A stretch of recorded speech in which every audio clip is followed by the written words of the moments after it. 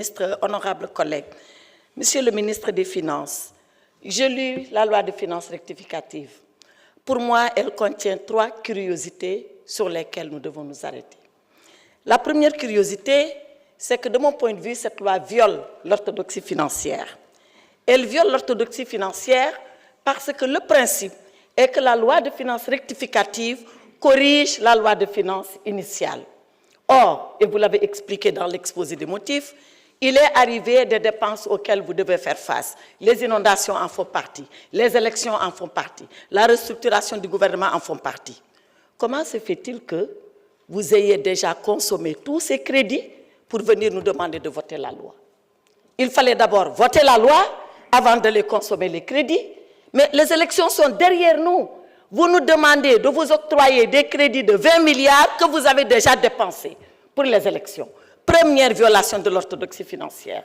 Parce que c'est comme si un enfant venait prendre 10 000 francs de la poche de son papa, aller les dépenser entièrement et revenir dire à son père « j'ai besoin que vous me prêtez 10 000 francs », alors qu'il les a déjà pris. Voilà la première violation. Deuxième violation de l'orthodoxie financière. La loi de finances rectificative, de mon point de vue, et là aussi, vous l'avez expliqué, elle a été faite parce qu'il y a un resserrement des recettes, d'accord, une moins-value de 840 milliards, il y a un accroissement des dépenses, d'accord, un accroissement de 600 et quelques milliards, d'où un déficit de 1500 et quelques milliards. Mais alors, Monsieur le ministre, si nous devons resserrer les recettes, nous devons aussi resserrer les dépenses. Or, qu'est-ce que vous faites? À la page 25, je crois, du budget, vous dites exactement ceci.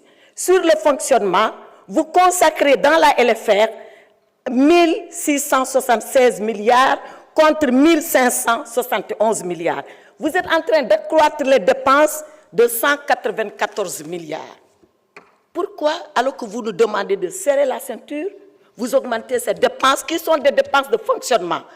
Pour que le peuple sénégalais sache, les dépenses de fonctionnement, c'est les dépenses de prestige pour votre confort, c'est les bureaux, c'est le matériel, c'est tout ce qui fait le confort du gouvernement. Donc, vous réduisez les recettes, vous dites que vous les diminuez et vous augmentez les dépenses. Ce n'est pas de l'orthodoxie financière.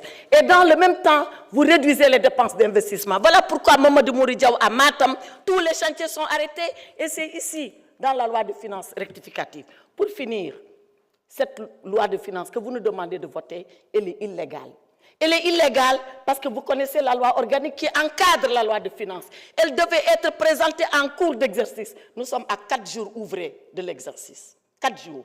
La loi de finances, ce n'est pas avant l'exercice, ce n'est pas à la clôture de l'exercice, c'est pendant l'exercice. Et un député l'a dit ici, depuis que vous avez été mis en place 9 mois, pourquoi c'est seulement maintenant que vous présentez la loi de finances? En dehors des inondations, tous les autres facteurs, vous les aviez en main. Enfin, Monsieur le ministre des Finances, revoyez vos chiffres. Vous nous dites dans le cadrage budgétaire que le déficit, il sera à 3% 2027 pour être dans les critères de convergence de l'UEMOA. Dans le projet que j'ai là, dans le projet Sénégal 2050, il est dit que ce déficit sera à 3% dès l'année prochaine. Qui croire?